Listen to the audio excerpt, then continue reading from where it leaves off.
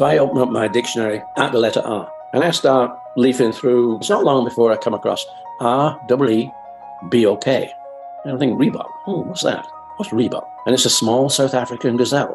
Wow, we're a running company, a gazelle. That's it, Reebok, top of the list. So we then had a list of 10, but Reebok is at the top. I went back and I said, look, this has got to be our life. We've got to be in love with this. This is our emotion. And here's 10 names. But the one I want is this one, Reebok. And he's a lawyer. Does he care? No.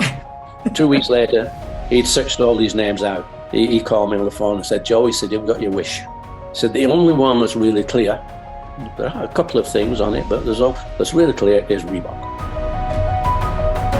So today's guest is world-renowned. His product has been featured in movies such as The Chariots of Fire. His product has been on Olympians' feet. And I am speaking about Joe Foster, the founder of Reebok. So without any further ado, welcome, Joe, and thank you so much for being a guest today. Wow, what a massive, incredible introduction that is, Patty. I'm not that well known. I'm only a small person, really. Reebok, that was the name. I didn't want to disturb Reebok as being the name of the company. So, yes, I am Joe Foster. Yes, with my brother, we did found the company Reebok a long time ago, back in 1958. That was a while ago. The world was a little different. So we have so many years of wisdom that we can take from you. So as a relationship expert that focuses on trust in creating healthy business relationships, I must ask you to start with the story of the breach of trust or the rift within your family, because there's nothing like a rift in a family business that led you to create Reebok. Please. Oh, right. Well, I must start by saying that my grandfather invented the spike running shoe back in 1895. And I'm sorry, you said the spiked running shoe? The spike running shoe, yes. What did they use before that? Just because, Joe, there might be some really young people listening. Well, before that, they didn't have spikes. They would just have a boot to run in on cinder tracks. And of course, that meant there was a lack of traction. Mm-hmm. So they would slip in and slide in, such a lot. And my grandfather got his idea from his grandfather, because his grandfather was a cobbler. He repaired shoes, but he also repaired cricket boots. I'm sure you know what cricket is. I know. I even know what a cobbler is. It's a shoemaker for the people that aren't in the UK, right? Right. But with cricket boots, they had studs in the bottom. They had small spikes in. And my grandfather obviously asked his grandfather, why do they have spikes in the bottom of cricket boots? And we're pretty sure the answer of his grandfather was to give them grip. Because when you're batting or when you're bowling or when you're in the field on grass, you don't want to slip. You need that grip. And so that inspired my grandfather to make a pair of running shoes, because he lived probably 60 miles away from his grandfather, but he was a member of his local athletic club. And so he thought he could probably improve his position in any of the races they had by putting spikes in the bottom of his shoe. And it did work, because he came a very, very unlikely second in the first race he had with his shoes, which of course started his business. That started making money because my grandfather also was a cobbler, so he repaired street shoes, and he started to make athletic shoes, running shoes. So, Joe, I'm just curious, what were street shoes made of back in the day? Was it leather? What was the material? Well, leather. They were made of leather, the upper and the sole. The outsole would be a thick piece of leather. The upper would be a bit softer, of course, but whichever way you looked at it, the street shoes, they needed breaking in. When you put your street shoes on, you probably ended up with a few blisters for a few weeks until those shoes really wore in. But correct. I mean, if we're going back to 1895, people. Did you say 1895? Okay. 1895. So give just for a moment, give us a glimpse of what the world was like then, like electricity, plumbing. We know no cell phones. No cell phones even when I was born. But in my grandfather's day, you'd be talking about gas for lighting, candles for lighting. Wow. Electricity would be coming on the scene later. But in those days, when it went dark, it went dark. You lit a few candles, you had the wrist. You probably only had one pair of shoes. You probably only had one shirt or maybe two shirts and trousers. So very little. Radio, no radio. No radio. No radio, right? No radio. All you had there was print. You'd have newspapers. And my grandfather, being in the north of England, he had to use newspapers to get his message over. In fact, probably today, if you look back on him, he was incredibly brilliant at marketing his product, and he knew how to influence people well before what we say today. There are influencers, and a lot of influencers today. Not sure what half the influencers are influencing, but yes, they're making a lot of money doing it.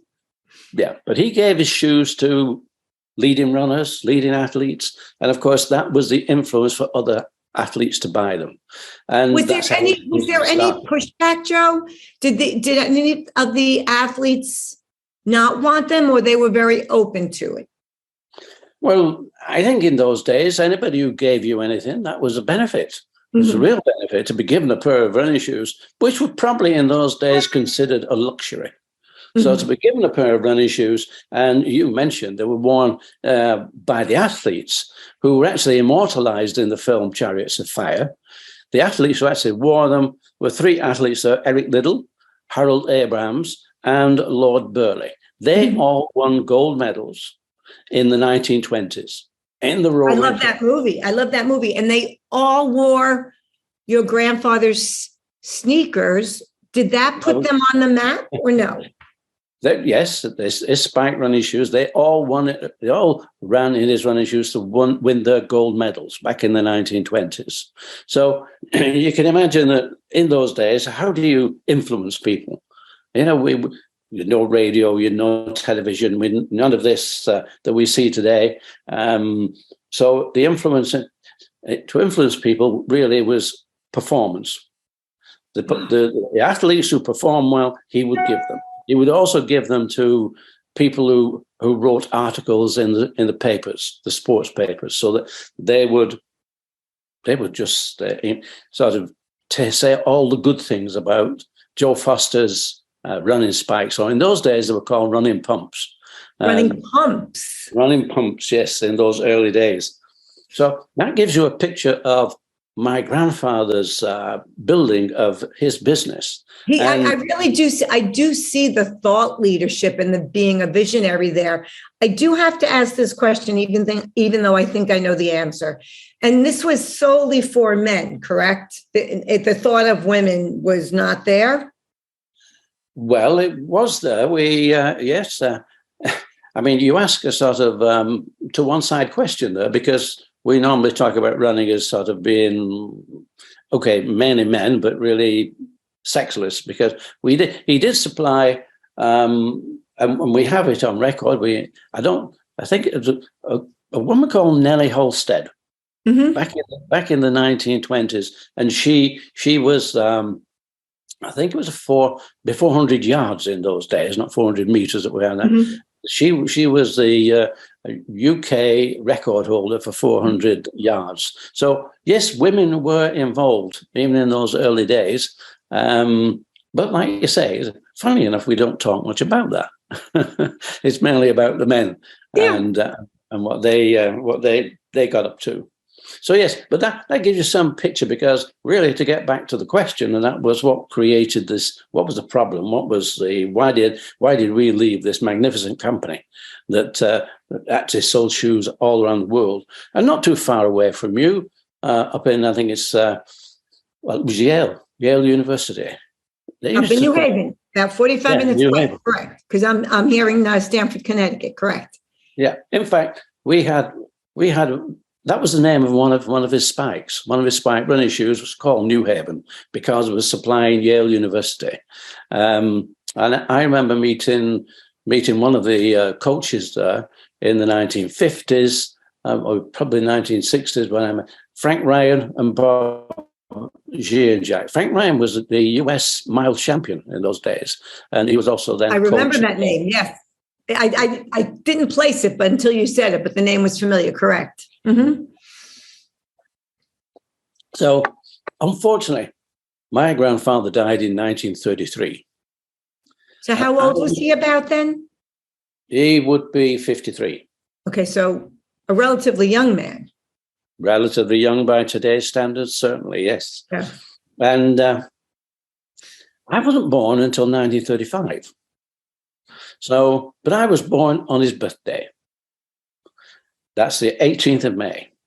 And so my grandmother insisted I brought my name with me, because it was only 18 months after my grandfather died. I was born on his birthday.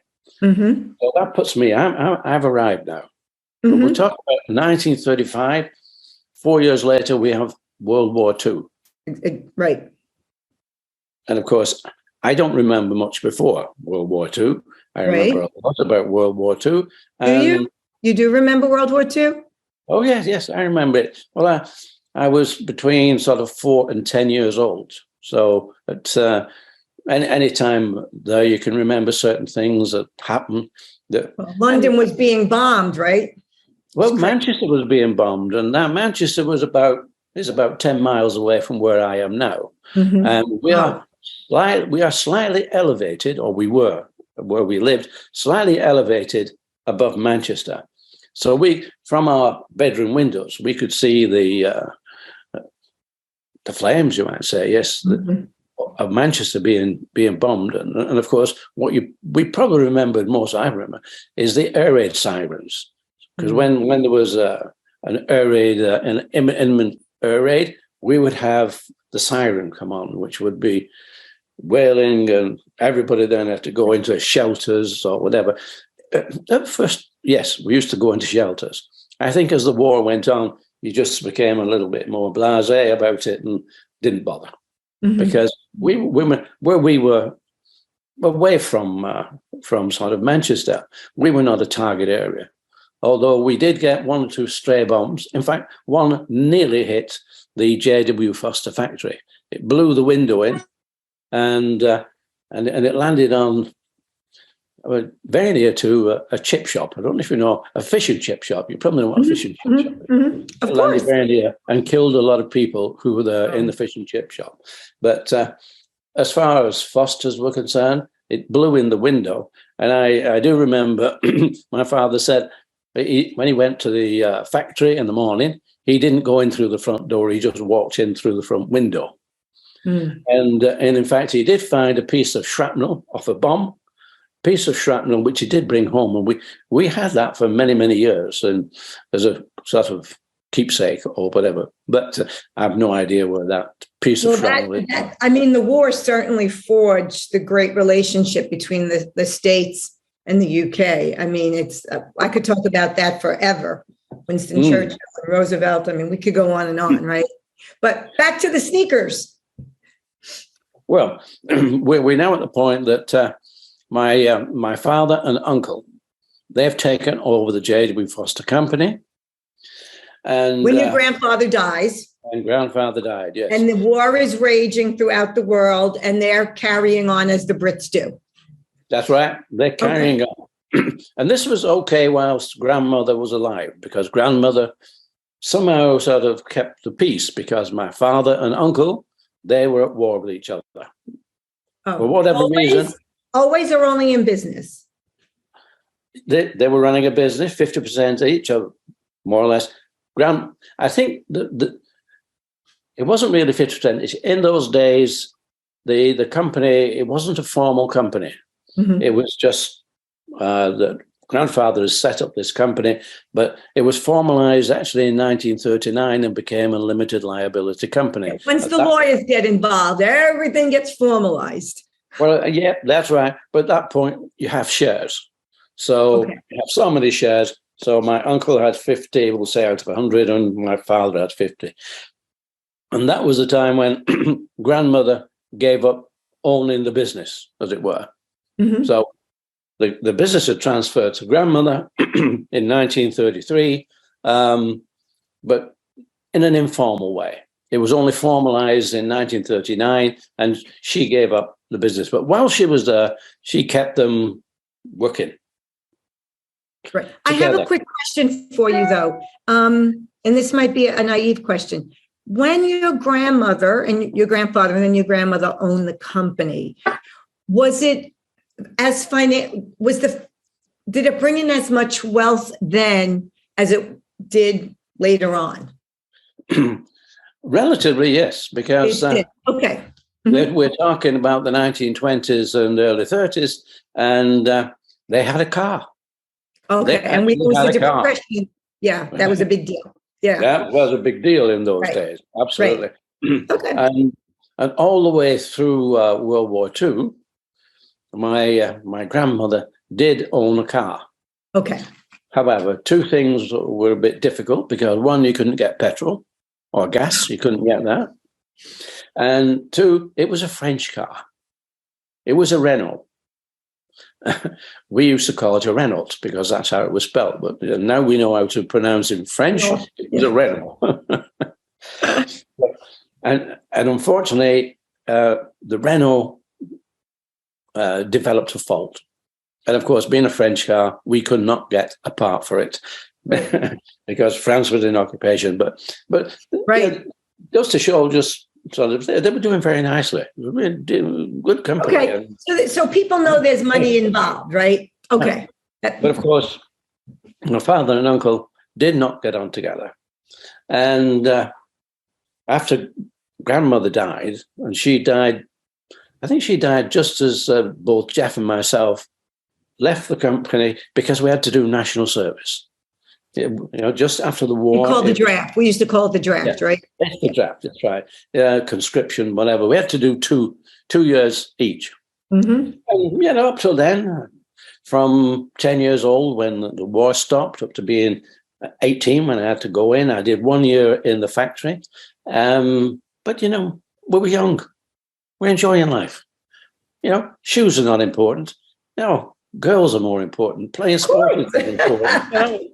All these things are much more important than thinking about a business. And we didn't know too much about the business. We just carried on with life. But 2 years away, okay, your mother's not doing the washing. She's not making the bed, making your breakfast and cooking the meals. You've got to look after yourself. And you begin to think, well, okay, if I'm going to do something, it's up to me. So you learn a lot of being self-reliant. You learn that. Self-reliance, yeah. Yeah, you just learn how to do that. And you learn a little bit more about how to get what you want. If you want something. I was very fortunate because in those days I used to play badminton. And by a quirk of fate, and it so happened I was noticed by one of the leading officers who were in charge. So for half of the time I was supposed to be doing national service, I was playing badminton and enjoying life. That was great. But 2 years comes to an end, and you have to make a decision. Well, the decision is normal. You just go back home and do whatever. The RAF, the forces, would like to keep you for a while, so they do offer different things. They offer, if you want, you can take the officers training course and maybe even go flying airplanes and things like that. But I thought, well, maybe not. Maybe I'd better go home and go back into the factory and the family business. And Jeff and I, although Jeff was 2 years older than me, we Jeff more or is less. Your brother? Jeff is your brother? My brother, yeah. He was my brother. He was a co-founder. So we come back and we see a failing company. We see that grandma died, and now my father and uncle, they didn't speak with each other. And if they did, they usually ended up in a fight. And on more than one occasion, Jeff and myself had to drag them apart. You mean a literal fist fight? Literally fist fight, yes. So as you can imagine, they're 50% each of a company that we're now working in. And I can remember that we used to say to my father, look, we've got to do something because this company is not going anywhere. And all he would say is, look, when your uncle's gone and I'm gone, this is your company. You can do what you like with it. Okay. But Dad, this company will be dead long before you. And we don't want you to go. That's not what we're talking about. We're talking about the future. But, we'd like you to be there. Didn't make any difference. I don't know whether 2 world wars or the fact that my father and uncle just couldn't get on, whether that was too much, and were just happy with whatever money came in. That was okay for them. But the company was. It sounds like your grandfather was the visionary, right? But it's interesting because a lot of my work is I work with co-founders when they're doing what your uncle and your dad did. Yeah. Killing each other and the business. Well, I mean, this is no different than Adidas.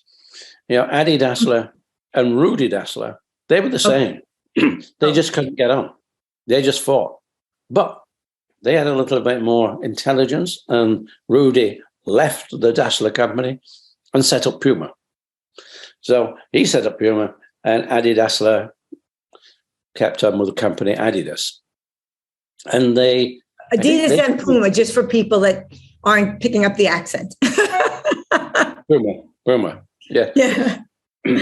And of course, they remained hostile to each other all their lives, both Adi Dassler and Rudy Dassler. Adidas on one side of the river and Puma on the other side of the river in Huertaconoa. And but that's aside. As far as back to the Fosters. Back to the Fosters, yes. Back to the Fosters.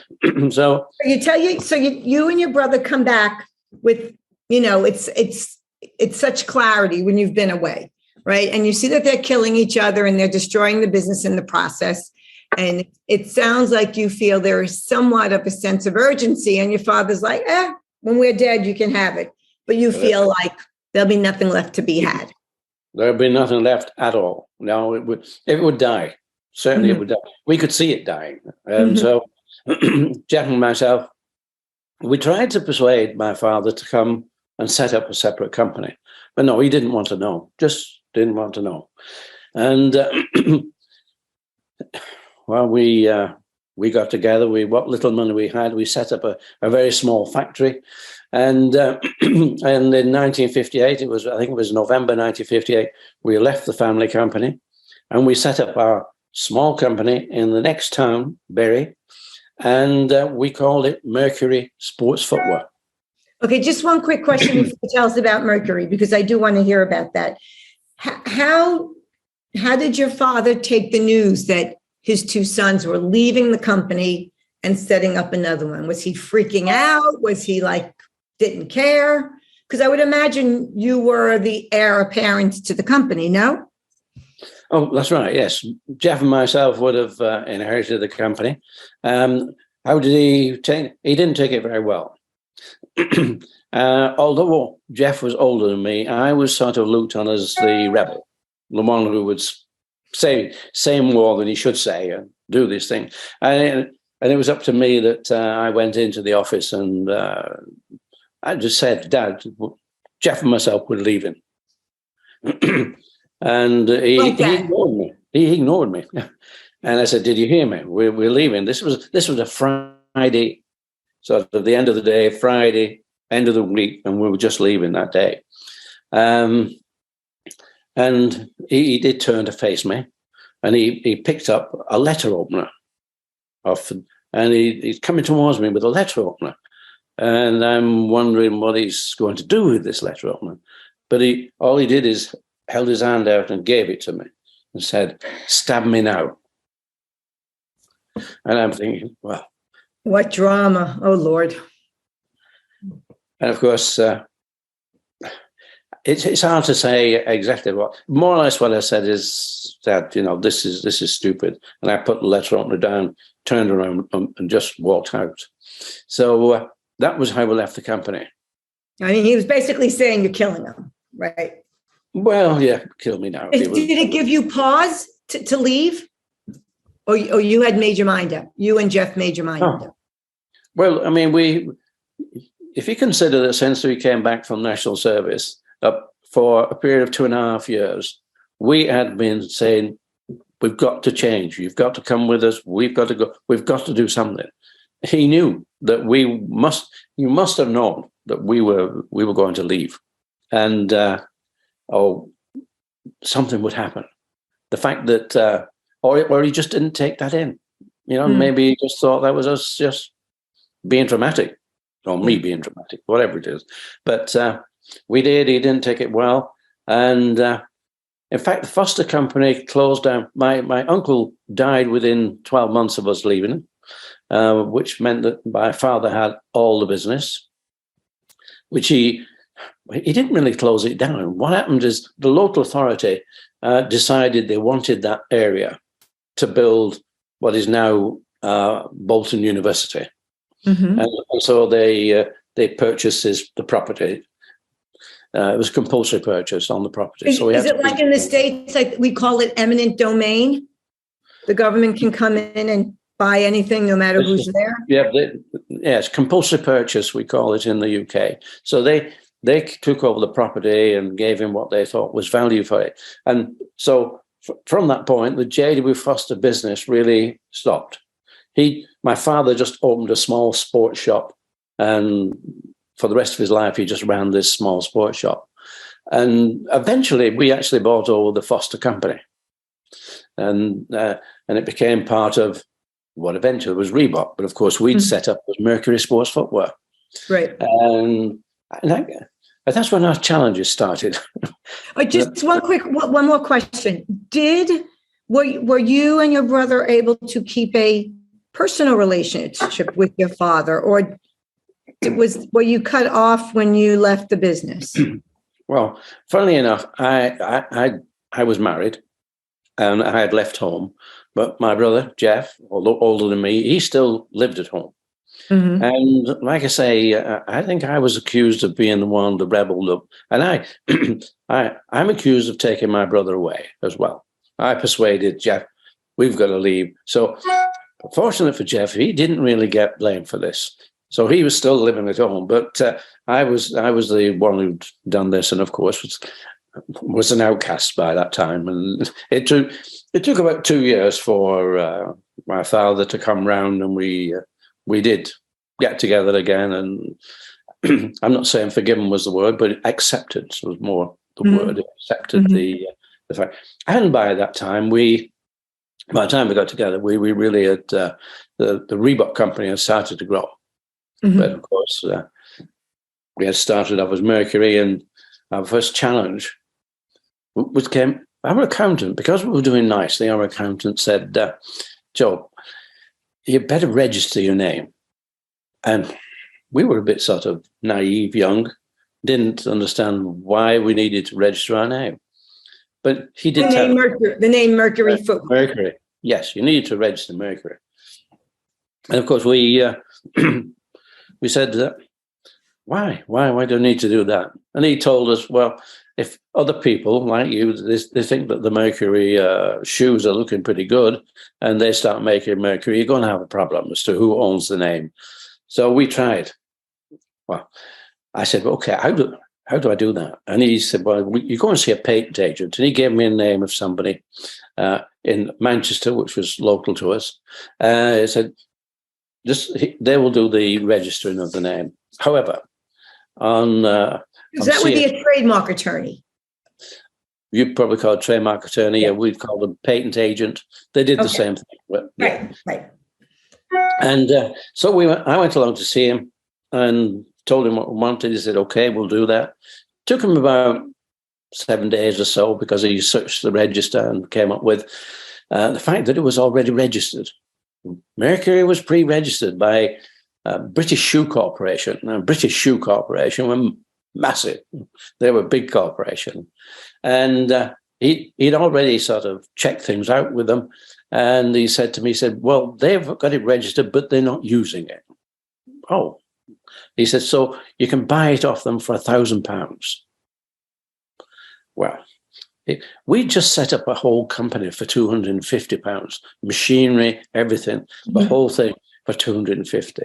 And I said, we just haven't got that sort of money.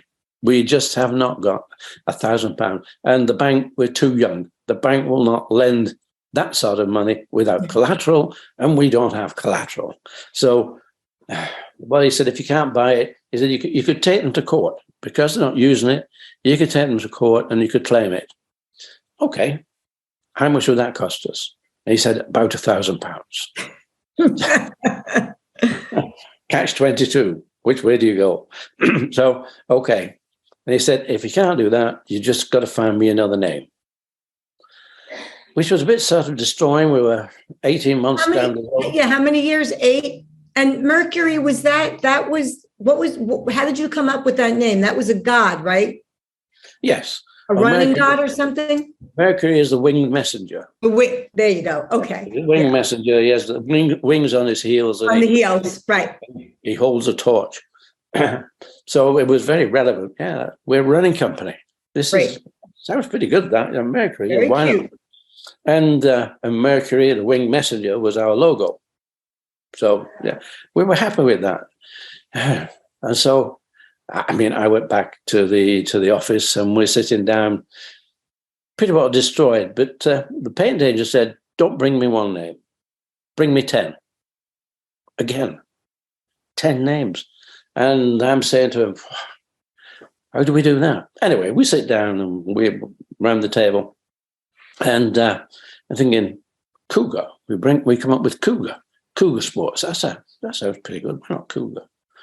Okay. And we came up with a lot more names, either animals or birds.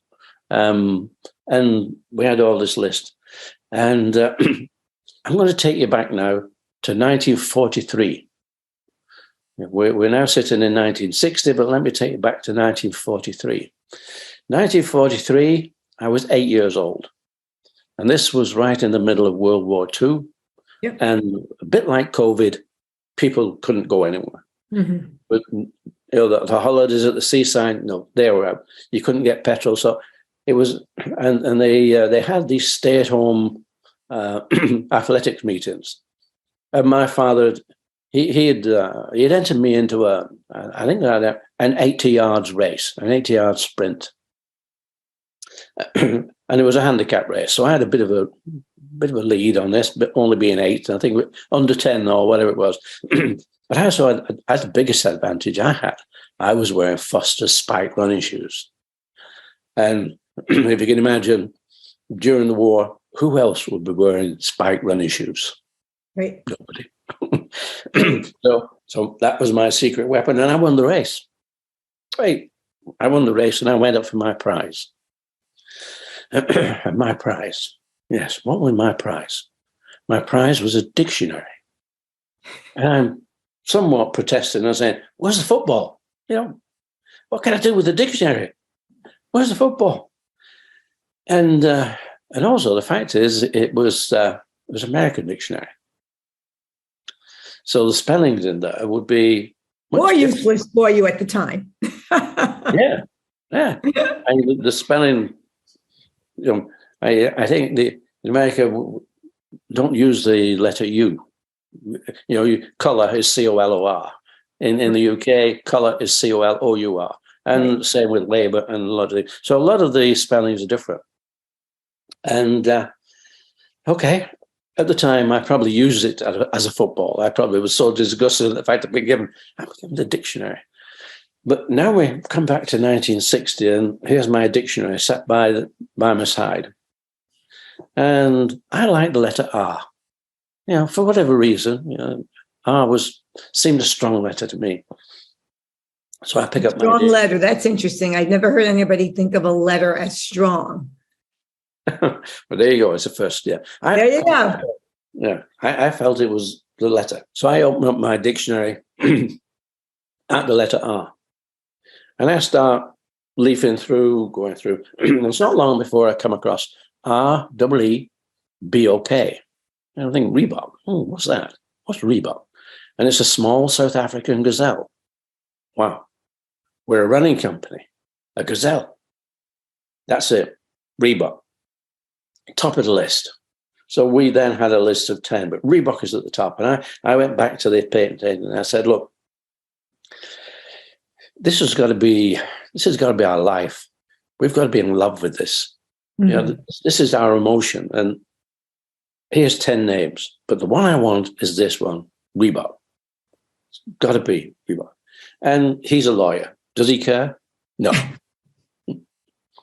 However, 2 weeks later, he'd searched all these names out, and he called me on the phone and said, Joe, he said, you've got your wish. He said, the only one that's really clear, there are a couple of things on it, but that's really clear is Reebok. We have two problems. No, phonetically, we have two problems. One is Rebo, that's R-E-B-O-W. They said, but and they make ladies' underwear. And he said, but we don't think that they will even consider that Reebok is a problem. The other one is Railbrook. And Railbrook is a name for a shirt, which a local, quite a large company, Tootles, were making this shirt called Railbrook. And he said, but I'm also their patent agent, so we won't complain. So that was it. He said, there's just one caveat here that the register is raised. And he said, if somebody comes along and starts making shoes out of Reebok skin, you can't stop them. And, well, Jeff and I, we sat there and said, no, that's never going to happen. Nobody's going to do that. No, that's it. So, okay, you can have your name. But because of that, the registrar said, well, we're going to put you in the B section of the register. B? The B section. Okay. Of the register. And I thought, it's a register. I didn't know there was an A section or a B section or whatever. But that puts Reebok as our name in the B section. Okay. We didn't believe anybody would make a shoe out of Reebok skin anyway, or anybody would be allowed to make shoes out of Reebok skin. Right. And that's what I was thinking, yeah. That's right. However, 10 years later, the registrar came back to us and said, we've moved you from the B section to the A section. And we said, well, why is that? He said, well, everybody now knows Reebok as a sports shoe, not as an animal. So we moved into the A section of the register. And that's how it became Reebok. And what year was that when it moved from B to A? Well, we're talking 60, we're probably in the early 70s. Mm-hmm. And who was your competition at the time? In the UK, we had 2 or 3, we call them shoemakers who made running shoes. They weren't in the sports industry. They just made running shoes as they made soccer boots. Mm-hmm. They did that, but they were not in the sport. We were so much involved in sport. We used to go to events. We used to involve a lot of people. So we were in the sports industry, and for us, there was nobody. They didn't compete with us. They just made shoes and sold them through sports shops. That's all they would do. Mm-hmm. We were very much involved with the sporting side of the, well, it's an industry, I don't know, with sports in general. We were very much involved. And we advertised in sports magazines. So we didn't, they were out there. There was, I can remember one called Kingswell. What was the others? There were about 3 others, UK. Apart from that, we were talking about Adidas, because Adidas, Jeff, during his national service, had done it in Germany, and he'd seen Adidas and he'd seen Puma, and they were making their way into the UK as well. So we recognized the fact that probably our stiffest competition was Adidas. The next one would be Puma, but we had the advantage we had at that moment of time was that we were in the north of England, and in the north of England, athletic clubs, they competed in fell racing, which is racing up hills and whatever. Cross country, we call that here. Well, cross country up hills and all. Yeah. Well, we had cross country as well, Oh, so then maybe this is different. But fell running is running up mountains as against just over country. Wow. I mean, it's fairly extreme. Yeah, it takes them probably 20 minutes to get up and 5 minutes to come down. They run down that fast. It's very dangerous running down that fast. So we had that. We also have rugby league. Rugby league was just in the north of England. Mm-hmm. So whilst rugby union was more known, rugby boots made by Adidas would be more union. But I knew all the rugby league teams. So we built a nice business with track and field, because that's what running was in our day. Track and field, apart from country, and we had cross country, we had orienteering, we had fell running, and we got the rugby league. So we had a nice business. But the one business that we were not in was soccer. Now, believe it or not, but my grandfather, he made boots and training shoes for all the we call them football, of course. Yes, sure. Mm-hmm. All the soccer teams in the United Kingdom, he made boots for. And I don't know if you know anything about soccer, but I believe it is the most popular sport in the world, except in the States, correct? Like the whole world shuts down every 4 years for the World Cup. That's it. People die if their team loses. More or less, yes. Well, the top teams there, we would say, is Manchester United, Manchester City, Liverpool, Arsenal. All these top teams wore J.W. Foster boots. He made them for all these teams. And yet this is one area that my father and uncle lost. They lost that in this period between taking over and to a competitor, or they just stopped doing it? They lost it to Adidas. To Adidas. Okay. Adidas, yes. Well, they lost it to Adidas. And so by the time Jeff and I left the company and set up Mercury, it was too expensive to get into the soccer market. Yeah. They were just too well entrenched, and they had the top players and whatever. So we come back to the point that Reebok then we were well known in the athletic side, the track and field, and we had a good position. But in terms of sport in general, it was a small sport. Right, because the crown jewel would be if you just had soccer, football, you'd be good. Okay. Mm-hmm. That was it. We'd be good. But knowing we couldn't get soccer, it would be too expensive to get in there.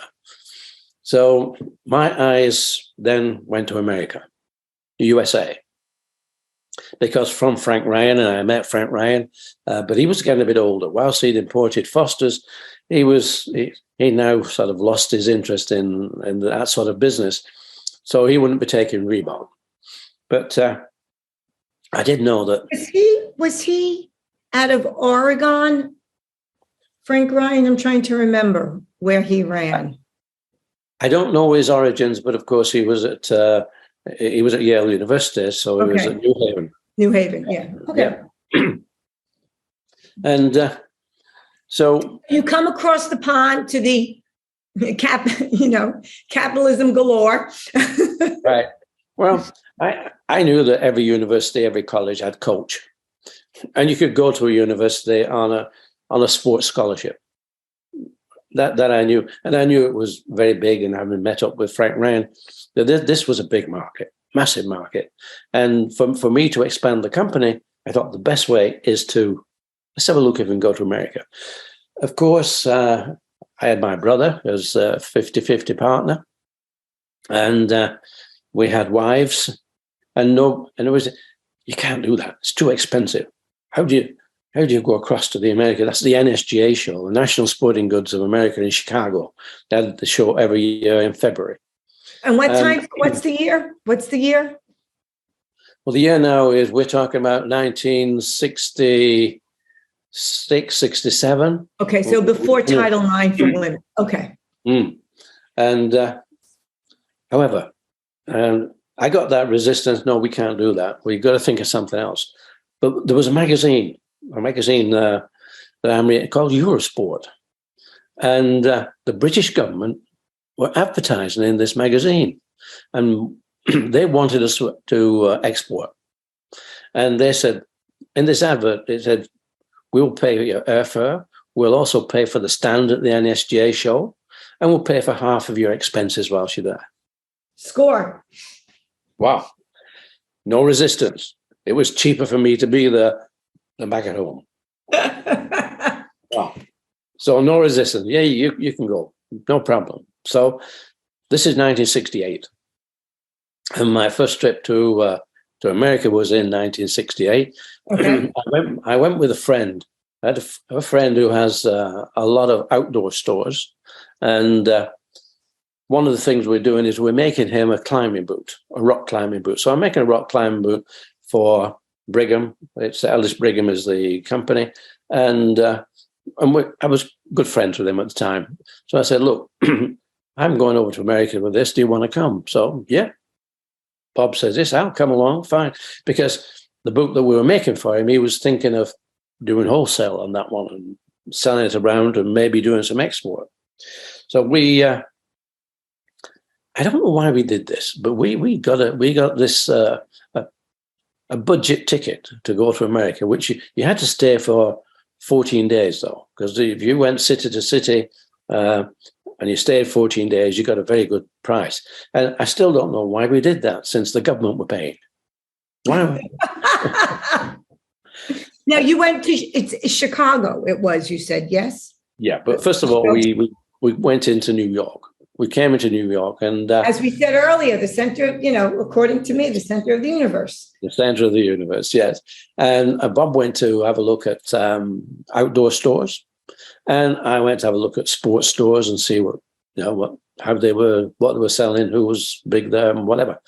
And I remember I think almost every meal that we went to Tad's Steak Bar. I don't know if you ever remember Tad's Steak Bar. I know the name, yeah. But for $1, I think, or $1.50, you could get a big steak. I don't remember that, but I remember the name. And a big Idaho potato with a big slab of butter. And American fare. Yeah. But anyway, that was New York. And then we traveled on to Chicago. And we went to the exhibition there, the NSGA show. And I've got my running shoes, and Bob has his climbing boot. I didn't get an order for my running shoes, but Bob did get an order for his climbing boot, which was pretty good. The running shoes, the guys come along saying, oh, great, love your shoe. Where do we get this from? And I'm saying, from England. And they're saying to me, is that New England? No. No, not New England. It's sort of England, across the water. Oh, London. That's the place. London, yes. Okay. Love the shoes. And all I can say is, look, when you get them over here and you've got a distributor, we would love to try your shoe. Meanwhile, people like Frank Shorter, Bill Rogers, I don't know if you remember those names. They were leading runners. Mm-hmm. We'd actually supplied them. They'd come. They wanted our shoes, so we'd supplied Bill Rogers and Frank Shorter. I was wondering when you were going to tell me about the marquee names that wore them, because I think you learned that from your grandfather, right? Right. Yes. So we'd had these runners, but I couldn't get. Now this is 1968, and I'm trying hard to get into the American market. Luckily, the British government are paying my airfare and all my expenses, and they're providing me with a stand. So when am I getting there? When do I make it? I make it in 1979. It's 10 years later. 11 years. It took 11 years to get in. And okay. Because why though? Because why? Because you weren't manufacturing it in the States? Well, I don't know if it's because manufacturing. It's just we didn't have distribution. And I tried to get distribution. I had 6 different attempts to get distribution, and they all failed. One of the guys in Philadelphia called Shu Lang, I was 4 years with him trying to get the product into the States. But why did we get in 1979? Well, I don't know if you heard of Runner's World magazine. Sure. Runner's World magazine. I believe they still exist. I actually think I might have it in my house. Right. They probably do exist. I don't think Bob Anderson owns it anymore. I think Bob Anderson retired from it and sold it. But Bob Anderson set up Runner's World. And how did you meet him? How did you meet him? Well, we were in the running business. Right. Being in the running business, we kept our eyes out for what was going on. And Bob Anderson... interviewer. Right. Well, Bob Anderson set up his Runner's World in late, probably 69, 70, just as a single A4 page. By 1975, that was a glossy magazine, 50 to 60, 70 pages, telling you who won these races, where the next races were, and running had become a big category. All of a sudden, all of America wanted to get out there and get fit, get out there and run. And so Bob Anderson's telling you where the next 5K, 10K, half marathon is, full marathon, the whole thing. You can in his magazine. And well, you advertised in that magazine. So we advertised in that magazine. Great. However, it was an expensive magazine to advertise in.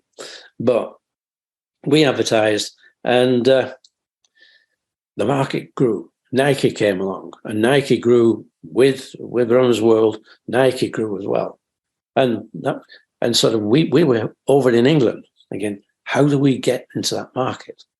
How do we get there? We had the product. We knew we could. Our product would work, but it was finding that distributor. And like I say, I had 6 different distributors all trying to get into the market. Then Bob Anderson, he had all these people buying his magazine. If you think 350 million Americans, maybe 10%, 35 million were out there buying shoes and running. And so Bob pre-internet, right? Yeah. The only place to get the information. Yeah. So Bob Anderson decided that he could tell everybody which was the number one shoe that they should buy, which he did. And that's Nike. Nike, of course. Nike were just up the road from him, in Oregon. And he's down in San Francisco, Los Altos, I think it is. And so, yeah, that's great. But Phil Knight is importing his shoes from Japan, Asia, yeah. Japan. And all of a sudden, 3 million or more Americans want to buy that shoe. And he just couldn't turn up production. Yeah, it meant, I need this production. And he couldn't get it. By the time he'd got the production working, Bob Anderson thought, no, we probably should say there's another shoe now, which is number one. And so he did all these so-called tests, and he came up with another shoe. And I can't tell you whether that was possibly New Balance, maybe Atomic, maybe Brooks, whatever it was. But he came up with another shoe. It certainly wasn't Nike on the second attempt, but the same happened because these guys are making the shoes, not in America. They couldn't turn up production. So all the time, the retail trade, the Foot Lockers, and they couldn't get the product. So I don't know who told or who worked with Bob Anderson, but he changed it. And he changed it, instead of it being this is the number one shoe to buy, he changed it to star ratings. So if you had a 5-star shoe, that would be a number one. But you could have 4 or 5. Right. That was 5-star shoes. And the rest is history, right? Yeah. That was the time that I knew we could make a 5-star shoe. We knew what everybody was making. We knew how Bob Anderson, and we'd met Bob Anderson. I'd taken the trip over to Los Altos, and we'd sat down and had a chat, and we talked about this. And I think that was a good move because that made him very much aware of Reebok as well as everything else. And I think it was a good move too. Yeah. And yes, when the star ratings came out, we did get a 5-star shoe. But previous to that, I'm talking about 1979. I'm in Chicago, 79, February. Cold, always cold in February, always. And Kmart. By that time, running was so big that Kmart was so interested. They wanted a running shoe. And I can still remember his name, Mr. Biasati. He came along and he said, we'd like to buy 25,000 pairs of shoes. Really? Yeah. We want 25,000 pairs. They wanted a running product. Did you say Kmart? Kmart, yes. Okay. You know Kmart. Of course. I just wanted to make sure I had it right. Of course. Yeah, you're right, yes. And, okay. But he said we need a better price. Oh. Was that your biggest order at the time? Yes. I never had 25. Yeah, you're trying not to be like, That's right. doing the jig. But he said, I need a better price than that, though. And I knew at that point, well, there were two things. I knew that if we had actually got a 5-star shoe, we would need production beyond what our factory in the UK could do. Mm-hmm. So I had a friend who worked for Bata. Do you remember Bata? I'm sorry, say it again. Barter? Bata, Bata, Bata. No, I don't. Funnily enough, they are still the biggest shoemakers in the world. Really? Yeah. And in the UK, I can't say, I think in the USA, every high street had a Bata. But they just made street shoes. Mm-hmm. And as such, I think over the period of time, they've just disappeared. They're very big in Latin America and they're very big in India. Bata, Bata. Okay. Bata. In fact, the best and probably the only shoe museum in the world is the Bata Museum, which is in Toronto. Julie and I were in Toronto 6 months ago. We were in Toronto and we went to the museum. Yeah. Anyway, that's a sidetrack. But I knew the guy had just gone to set up a Bata sports shoe division. I met him and he was happy. He said, if you get 5-star shoes and you get, we'll help you at Bata. Right, that was good. But while Bata could make them cheaper than I could make them, this is not what the Kmart man wanted. The Kmart wanted Far East prices, which meant we had to go to South Korea. And again, pre-thinking the idea that we might just get a 5-star shoe and we might get volume, I had made contacts with a company that were representing the biggest shoe manufacturers in South Korea. So I'd got a couple of things covered. So, okay, he wanted a better price, right? Okay, we can work on that one. Fine. And towards the end of the show, I think it was the last day or day before, along came Paul Fireman. Have you heard of Paul Fireman? Yes, I'm trying to place the name. That wasn't the Nike guy, was it? It wasn't the Nike guy. No, that was Phil Knight. Phil Knight, right. Well, Paul Fireman, he was running a company in Boston called Boston Camping, and he was running this with his. I think he'd inherited it from his father, but he was running it with his brother and his brother-in-law. And I got on well with Paul. We spoke the same language, and he'd been doing this for 10 years. He'd been running this company for 10 years. And I think it was like the fish running around the bowl was going nowhere. Wasn't doing anything. And they said, Joe, you get a 5-star shoe, and I'd love to be your distributor. I said, Paul, come on, have a look at this one. I took him to show him our Aztec shoe. I said, I'm sure this has got to be a 5-star shoe. And he said, okay, Joe, okay. But it isn't, is it yet? No, it's not yet. But okay. He says, look, Joe, if you get that 5-star, I'm your man. Right, Paul, it's a deal. And then we all went home. Paul went back to Boston. I went back to the UK. And of course, we're talking now February, and the shoe edition for Runner's World, that doesn't come out until, I think it's 1st of August.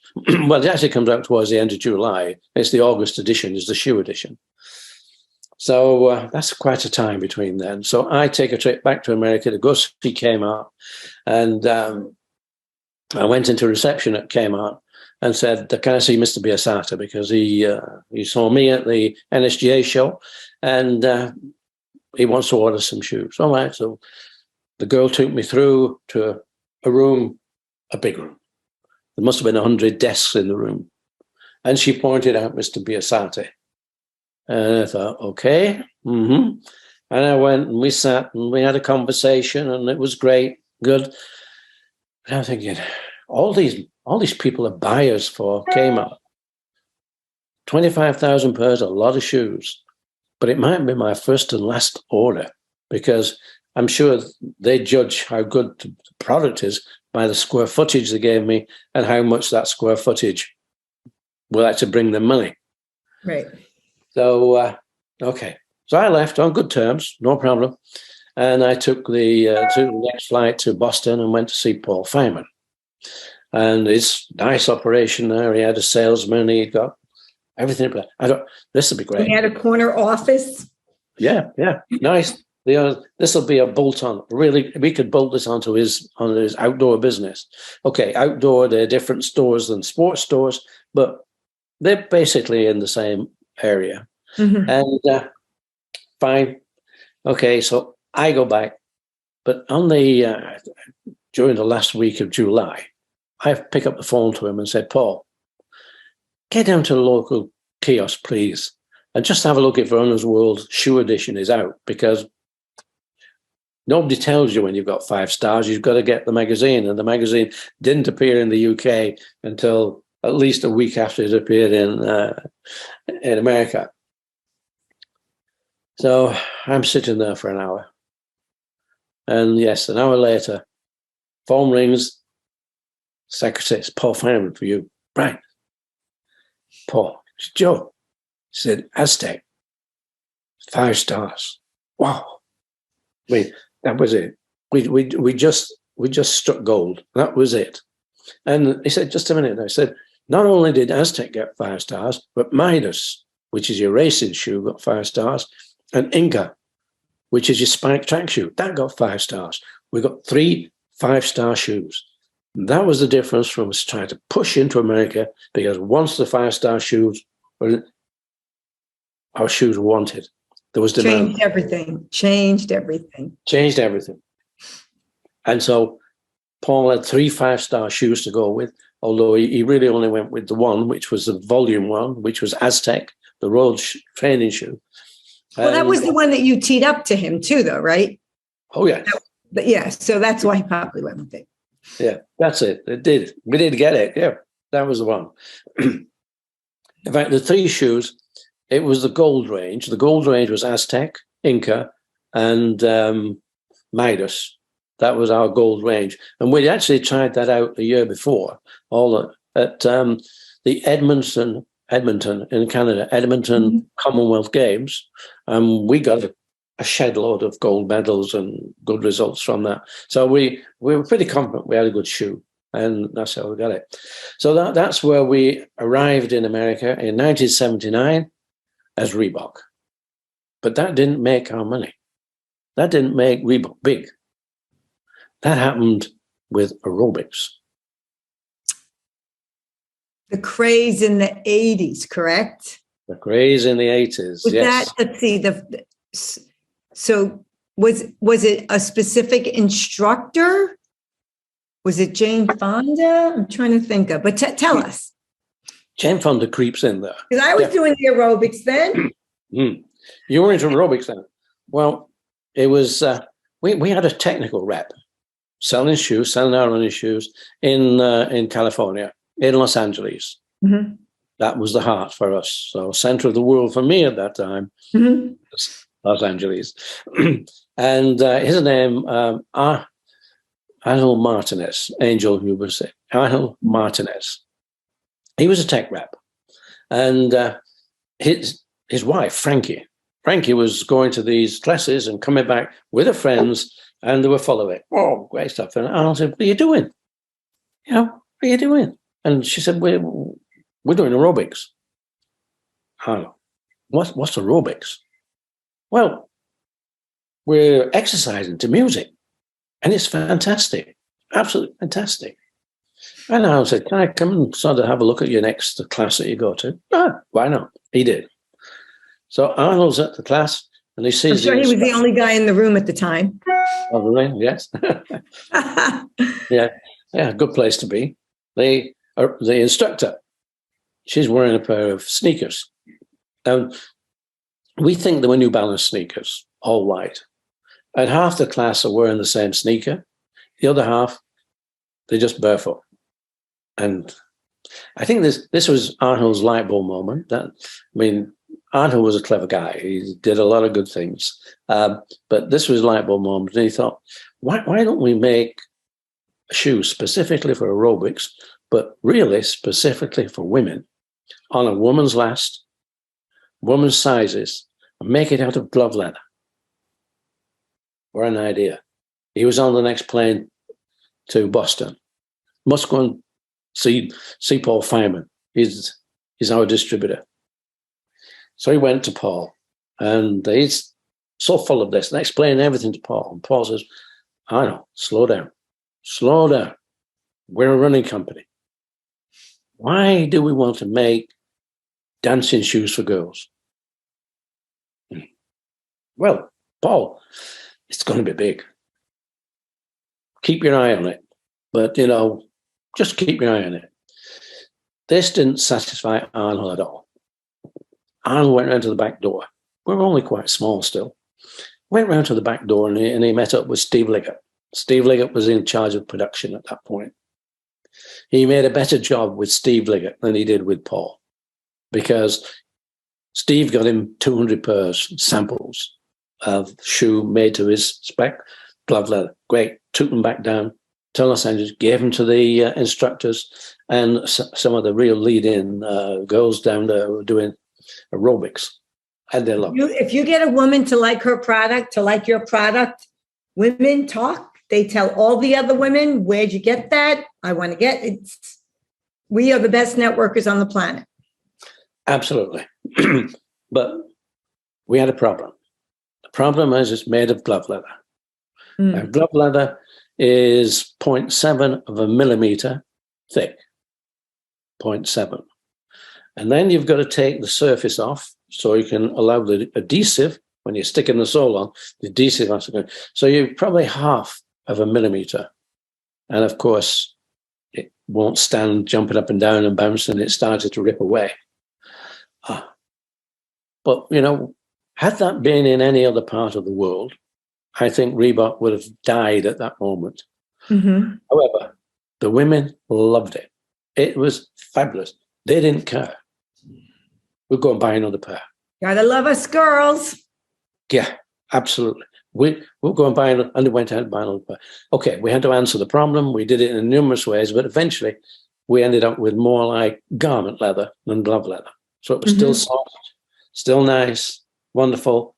And then, this is where Jane Fonda comes in. She saw this. She went out and bought a pair and started to use them in her videos, her exercise videos. And at that point, explosion. Explosion, yeah. We were a $9 million business at that time. In 4 years' time, we were 900 million. That was the growth. And although financing it at first was difficult, but we did find Stephen Rubin, who was he was a sourcing company, ASCO. He was a sourcing company out of South Korea, and because what we needed was we needed a credit line, we needed something, and so he just he gave us the credit line, took a piece of the company, but the company grew, and it grew very fast. So that wasn't the problem, but we went from 9 million to 30 million to 90 million to 300 million to 900 million.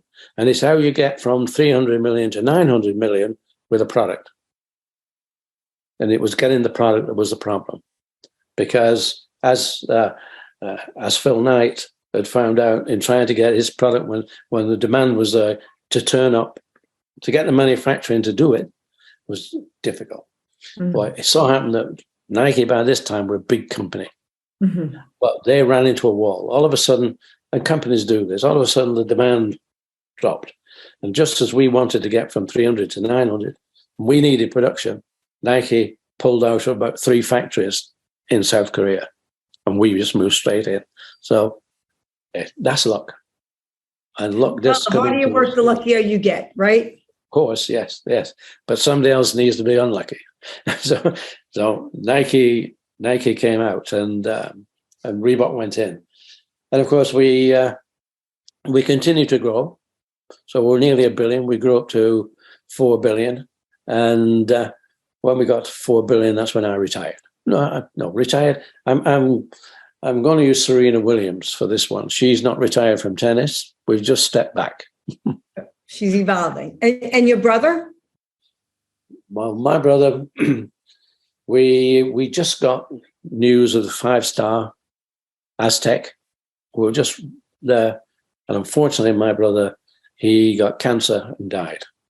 Oh, gosh, sorry. Just as we'd arrived, just as we got there, which it was a problem and not a problem because we were moving away from our own small factory. We had to go into the Far East. But he would have done that. He would have gone to the Far East. And in between that, I mentioned Barter. Barter made the first 20,000 pairs of Reebok aerobic shoes. And well, actually, they weren't. That was the Aztec. The 20,000 pairs were Aztec. And they made them in the UK. But if you've not read the book, you should read the book. Unfortunately, they got it wrong. So let's talk about the book. Well, that's it. I think why I'm talking to you today is because apart from being a co-founder of Reebok, I became an author. And with a bit of help, because you need help with these things. Shoemakers are not good at writing stories. They're good at telling stories and that. But so I wrote the book Shoemaker, which was right behind. It's right over your shoulder. If people are listening to, you can see it. Watching the video, I can see it. Mm-hmm. You referenced Shoemaker several times. Yes, absolutely, and it's. I think we're in about 10 languages now. We're in Congratulations. Spanish, we're in 2 Chinese languages, we're Bulgarian, we're in Ukrainian, of all things. And so we're a lot of languages, French, yes. So it's now, and a lot of people, of course, reading this book and they're asking questions. I think that's maybe to turn that off. I don't know why. There we go. Because it wasn't until 5 years ago. Reach back and hold it up if you want. Pick it up. Show it. The book? Sure, why not? Why not? Which is the one? I think this is the... Come on, you're a sales guy. There you go. There you go. A famous logo. That's it. A famous logo. Shoemaker. And so why did I write the book? And people ask me, why did you wait so long to write the book? Because I stepped back from Reebok in 1989. At the end of 1989, I stepped back and decided, well, the reason I stepped back was by that time, 4 billion. We had so many lawyers. Were you the sole owner? Were you the sole owner when your brother passed? Not at that time. No, not at that time. And there were so many people in the company that I was more or less an ambassador. We had, after putting Paul Fireman on as USA, right? Paul Fireman was USA, Canada, and Mexico. We decided to put that together. I put another 30 countries on around the world as distributors. So my job was flying around the world and now building the international distribution. So at the end of 89, I'd been doing this certainly continuously for about 10 years. And I thought, flying at 35,000 feet for so much, I was doing it. And arriving at wherever I arrived, I was picked up by a limousine. I went down to the best hotels and dined at the best restaurants and just talked. And I was also hosting the pro celebrity tennis tournament in Monaco, Monte Carlo. Mm-hmm. And at that time, we had all the stars from Hollywood, because a lot of the stars, certainly the women, had bought the shoes. And by that time, we were also into tennis. We were into American football. We were also into basketball with Shaquille O'Neal and a lot of them. And I was hosting this in Monte Carlo, and I've got some names here: John Forsyth, Linda Evans, Joan Collins. They were all in Dynasty. Sure. Frank Sinatra. Sean Connery, Roger Moore, Jane Seymour, Chuck Norris, Robert De Niro, Michael Caine, Charlton Heston, Veronica Hamill, Dolph Lundgren, Robert Wagner, Jill St. John. All these people that I was hosting in Monte Carlo. Mm-hmm. So it was, being with the A-list was great. But I don't know. I think I came to the point and thought, oh, this won't go on forever. And I'm better off making the decision to step back. So step back I did. So step back while you're on top. Yes, step back while you're on top. And the phone didn't stop ringing, though, because it was always, Joe, what happened to this? What did we do here? I even got a phone call from the IRS. They wanted to know why is America paying a royalty to to the UK? So yeah, and there's a lot of those things happened. But I had decided to step back, and okay, I'm relaxing, and I'm in Tenerife at the time, which is nice, where you get some sunshine. And then World Wide Web came along, computers came along, smartphones came along, Wikipedia came along, Google came along, and I'm reading Wikipedia and Google, and they're telling me how Reebok started. Yeah, I'm reading all this, and there was even a photograph of Joe Foster. It may have been Joe Foster, but it certainly wasn't me. So it took a bit, and then I got to the point. People have said, why don't you write your story anyway? And this convinced me the only way I would get the words straight is to write the book. So I sat down and started writing the book. And that's how Shoemaker came out. And how long did it take you to write? About 5 years. Wow. Well, when you sit down, and I'm sure, have you written a book? 2 bestsellers. Yeah. Bestsellers, yes. Are they about your life? Not specifically, but they're one is for women in business called Not Tonight, Dear, I've Got a Business to Run, Enrich Your Marriage While Prospering in Your Business. And it teaches women how to create a business plan, right, and a family plan. And then another book on teaching women about negotiation. So it's not quite the same as, I'm not famous like you, right? I don't have the story to tell. Well, I don't consider myself famous because it was all about Reebok. It wasn't about Joe Foster. Nobody knows Joe Foster. We're selling Joe Foster now. That's what we're doing now to get some traction. They'll know Joe Foster after this podcast for sure. Well, yes, and we'll be in America next year. In fact, we're in America in December, beginning of December. We're in North Carolina. And then next year we've got 16 cities that we're going to go to. So awesome. We'll be having a big tour. So we will get to know a bit more in America. Yeah. And so I retired. Maybe I'll get the opportunity to meet the real Joe Foster. Please stand up. Of course. We should do. We should have. Yes. There's a lot of people. So as I say, I'm getting phone calls from a lot of people. But it took you 5 years, though. You asked me because it was a personal story. So what was it that made it so hard, took so long? Because it was you like what to put in, what to put out? It's the chronology.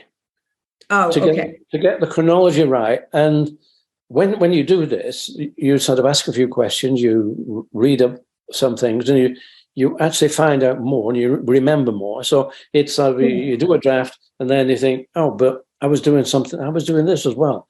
How do I put that in? So it was keep it. And then I really needed to get some help on how does this run as a story? Mm-hmm. Because you need it to be entertaining. It has to be entertaining.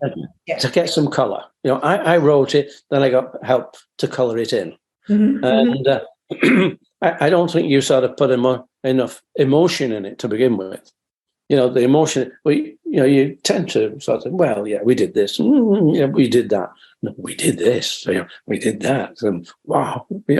Well, people also want to know, like, that's what I reach for, what you're feeling, what's going on behind the scenes, right? When you take a risk. That's what you said earlier. They wanted 25,000. You said it. So I'm like, you must have been doing the Irish jig. 25,000. Oh my Lord.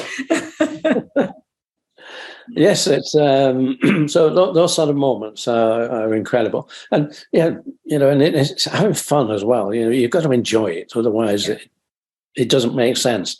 You wouldn't do it if you didn't enjoy it. Because people say to me, "How did you manage to do 11 years from starting to go to America to get into America? Why didn't you give up?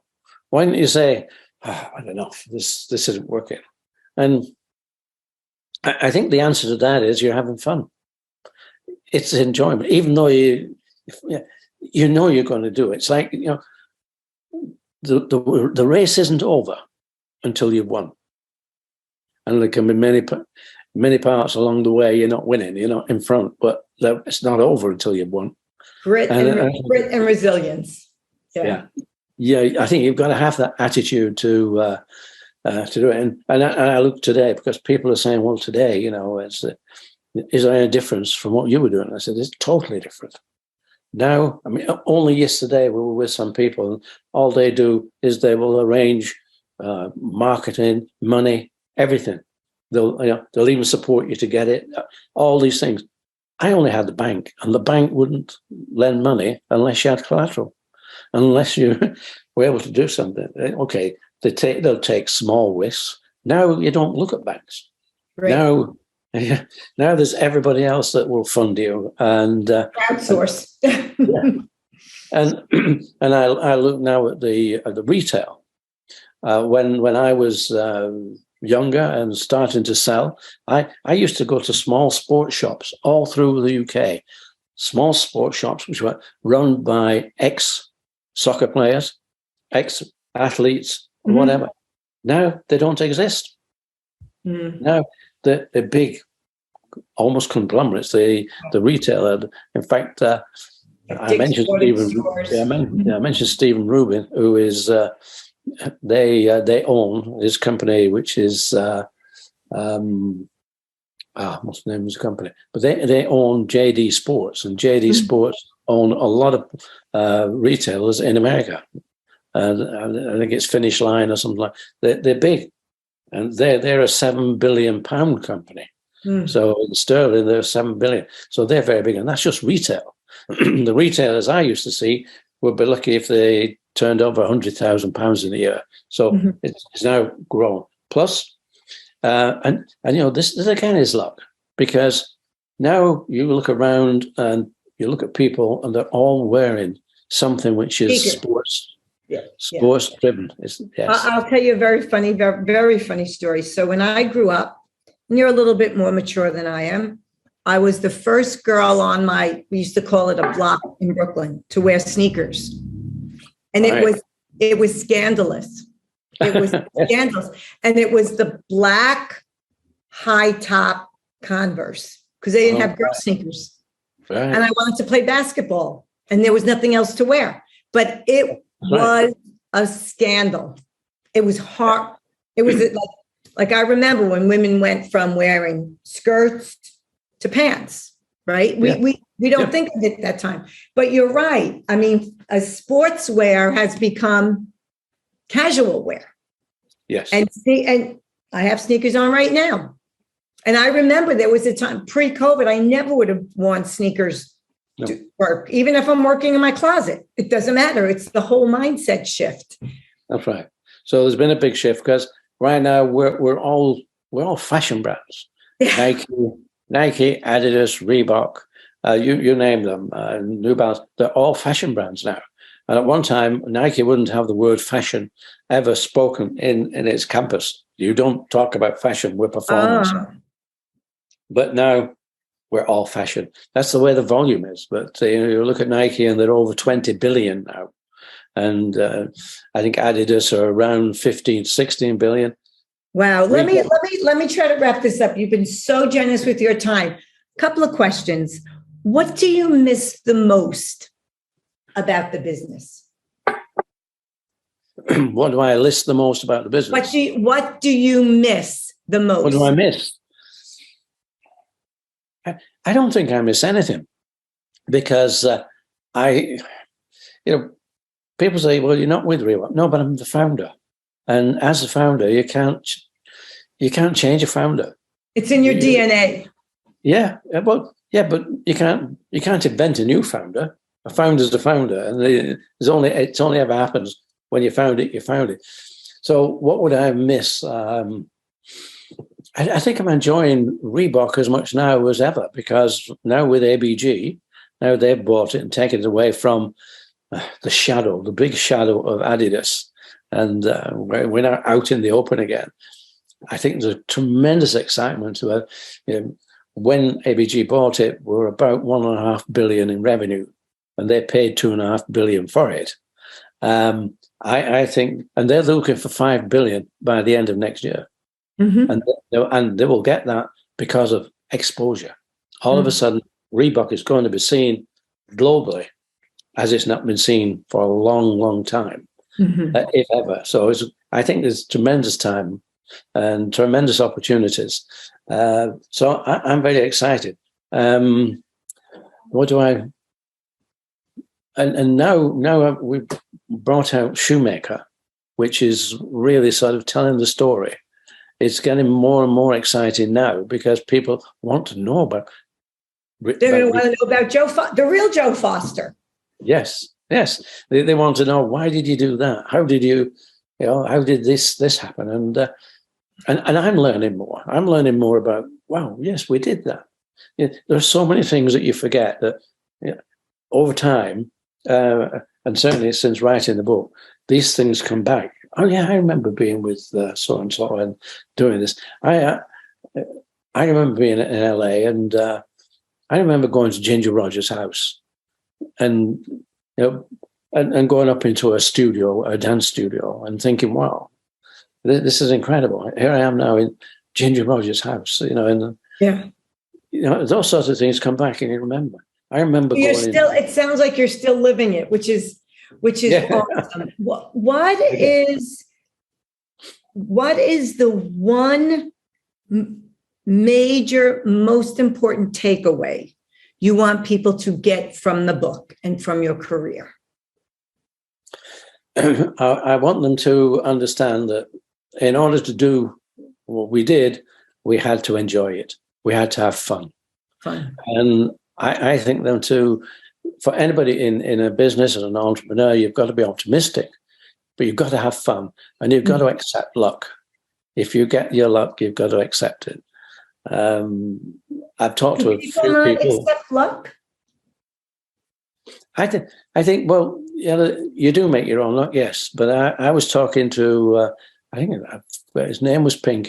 He's an author in New York, and I was talking to him about luck, and he said he believes in luck. He said, because I was born in New York, I think I'm lucky. You could think if you were born in the Ukraine, or if you were born somewhere. So luck is there.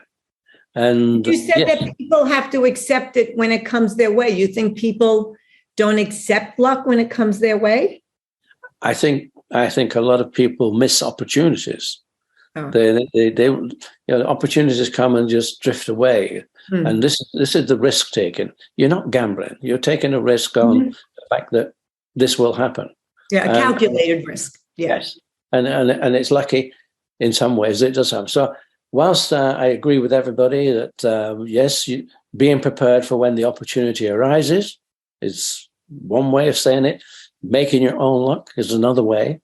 But I do accept the fact that on occasions there's no real answer for how did this happen to me. Got it. I got it. Like when Nike left the factories. Okay, last question. What is the one song that you couldn't live without? The one song. I'm not deep into music, but the one song that that probably lives with me now is Benny Goodman. Sing, sing, sing. Because it has energy. It has that sort of energy that. And I've always liked the jazz side of music. I'm not too much into songs with lots of words and meanings, but Sing, Sing, Sing is something that just sort of, I don't know. I guess any day or whatever I hear that, I can feel the energy. Resonates. It resonates with you. It resonates very much. Yes. Okay. All right. Where can people find out more about you? Purchase your book? Where would you like them go to learn more about Shoemaker, about Joe Foster, about Reebok? Where would you like to send people? Well, I think the easiest one is simply Amazon. On Amazon, you can get the book, and there are many other places we can. I think we're in quite a few of the stores, but really Amazon is the easy one, and you can get it. You can get it on audio. You can get it on Kindle, or you can actually buy the book itself. Depends on. I find a lot of people now want the audio version. They love to when they drive into work or when they're doing something that doesn't require attention. It's so we have all those, and you can buy this through Amazon. So that's the simplest way. Awesome. All right. Awesome. So thank you so much. This was incredible. You've been so generous with your time. I really appreciate it. You've imparted so much wisdom. I can't wait to get the book, to have the listeners get their book and be carrying Joe Foster around with them even more.